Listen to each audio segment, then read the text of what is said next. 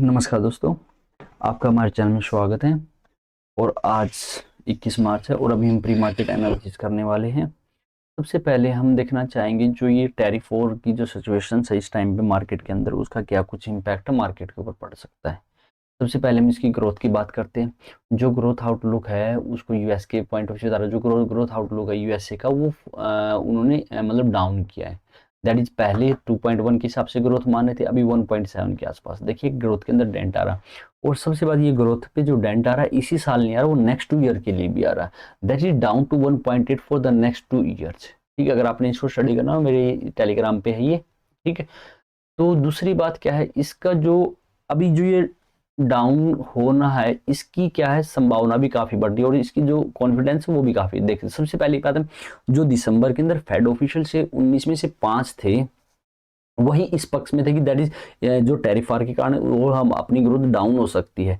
अभी वो 5 की जगह 19 में से 18 हो चुके। देखिए यहाँ पे 18 out of 19 Fed official growth risk still title to the down side के लिए compare with the officials 5 in December के अंदर था। एक तो इसका ग्रोथ पे सबसे बड़ा डेंट आ रहा है, सेकंड टैरिफ का वार का, दूसरे कारण इसके कारण इन्फ्लेशन पे भी इम्पैक्ट आ रहा है। जैसे क्या है, एक Boston Fed paper last month establish हुआ था, उसके क्या उसमें क्या बताया, the first round impact of tariff could add between 1.4% से लेकर 2.2% तक इन्फ्लेशन पे पॉजिटिव इम्पैक्ट डाल सकता है। दैट इज इसके कारण इन्फ्लेशन बढ़ेगा। इन्फ्लेशन बढ़ेगा, आपकी ग्रोथ पे डेंट आएगा तो क्या होएगा। देखिए अब एक कंट्री दूसरे कंट्री पे जब टैरिफ इंपोज किया तो अदर कंट्री भी रेसिप्रोकल टैरिफ इंपोज करेगी। अब इसके कारण क्या होगा कि महंगाई आएगी। अब महंगाई को कम करने के लिए जो अदर कंट्री के सेंट्रल बैंक है उन्होंने क्या करना, रेट ऑफ इंटरेस्ट को बढ़ाना पड़ेगा। रेट ऑफ इंटरेस्ट को बढ़ाएंगे तो जो मार्केट के अंदर लिक्विडिटी कम होगी। पहली बात, कंपनीज को महंगे ब्याज पे पैसा मिलेगा, तो क्या मार्केट के अंदर एक मंदी आने की संभावना ऑल ओवर बोलो तो ये जो टैरिफ वाले सिचुएशन ये काफी एक मतलब आने वाले टाइम में एक भयंकर से इम्पैक्ट हो सकते हैं। दूसरी बात अगर हम बात करें तो 2 अप्रैल को फेड का डिसीजन आना, उस पर देखते हैं हमारा क्या कुछ इम्पैक्ट रहता है उसके ऊपर, क्या कुछ नहीं। अभी तक आज अपनी 21 तारीख है तो है 10-12 दिन, तो अभी एक बार देखते हैं। तो इसका ये मान लो कि ये एक मार्केट के ऊपर नेगेटिव इम्पैक्ट इस टाइम पे, मतलब सेंटीमेंट इसके कारण मार्केट के बहुत नेगेटिव है। ठीक है, लेकिन अपनी मार्केट क्या है, कॉन्टिन्यूसली 4 डेज से अच्छी ग्रोथ दे रही। अब यहाँ पे देखें तो हमारी निफ्टी की बात करें तो ये कॉन्टिन्यूसली 4 डे से ग्रोथ दे रही है। और आज की बात करें तो आज मार्केट थोड़ी गैप अप ओपनिंग देती है, साइडवेज मतलब फ्लैट ओपनिंग होती है। तो उसके बाद हम अपना जो सीपीआर लेवल निकल के आएगा उसी के ऊपर देखना, that's market will be accept और रिजेक्ट। जो ओपनिंग प्रिंट को भी एक्सेप्ट करती है, रिजेक्ट करती है, उसके हिसाब से अपनी ट्रेड को प्लॉट बनाएं। अब उसके बाद अगर हम देखें one more thing, global market. अगर हम ग्लोबल मार्केट के अंदर देखें तो कल यूएस की मार्केट लगभग फ्लैट ही बंद हुई है। आपका डो 11 पॉइंट के आसपास और नास्डैक 60 पॉइंट के आसपास। यूरोप में अगर आप देखें तो यूरोप में भी क्या है, डाउन था। आपका क्या कल अप्रोक्सीमेट 1% था, डेक्स मोर देन 1% के आसपास क्लोजिंग दी डाउन की, और फुटसी ने आपकी फ्लैट दी।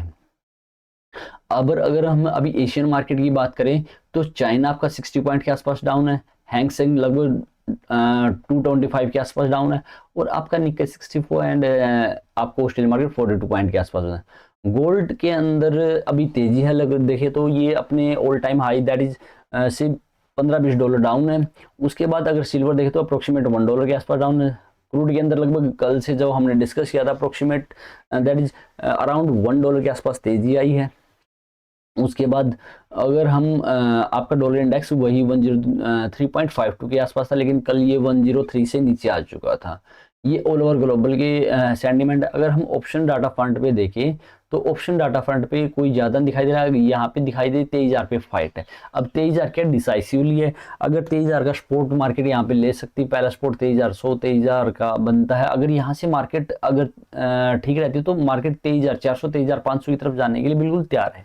तो अगर दूसरी बात 4 दिन से यहाँ पे मार्केट ने कॉन्टिन्यूसली स्ट्रेंथ शो की, तो थोड़ा बहुत अगर मार्केट यहाँ पे कंसोलिडेट हो सकती है वो भी लाजमी है। लेकिन ऑल ओवर अपनी मार्केट का व्यू क्या है, हमारा पॉजिटिव है। दूसरी बात क्या है, जो हम देख रहे, जब तक अपना सीपीआर लेवल से ऊपर मार्केट क्लोजिंग दे रही है या सीपीआर को रिस्पेक्ट करी तो हमें कोई दिक्कत वाली बात नहीं। We are in the strength, हम मार्केट स्ट्रेंथ को फॉलो करेंगे। अगर ये सीपीआर से नीचे क्लोजिंग देती है भी हम अपनी पोजीशन को न्यूट्रल कर देंगे। थैंक यू दोस्तों फॉर वॉचिंग।